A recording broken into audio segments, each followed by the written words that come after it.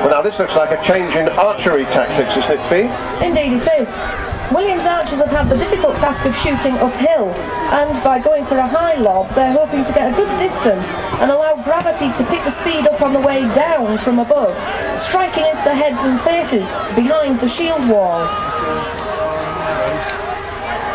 Yes, they needed to do something because Harold wasn't cracking. That lovely chap we talked about earlier, Florence of Worcester, says Harold made a stout resistance and defended himself with such courage and obstinacy that the enemy almost despaired of taking his life.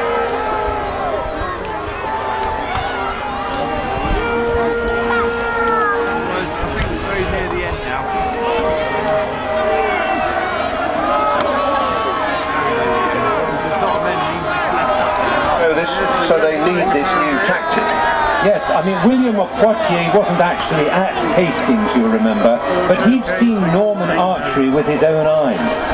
And he writes, "The Normans shot arrows which wounded and transfixed men. The dead, as they fell, moved more than the living. Even the lightly wounded would not escape, but perished under the dense heap of their companions." And Robert Wace writes, "Then the Normans determined to shoot their arrows upward into the air, so that they might fall on their enemies' heads and strike their faces. The archers adopted this scheme and shot up into the air towards the English. And the arrows in falling struck their heads and faces, and put out the eyes of many.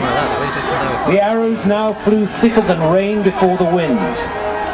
Fast sped the shafts, and all feared on the English side to open their eyes or leave their faces unguarded.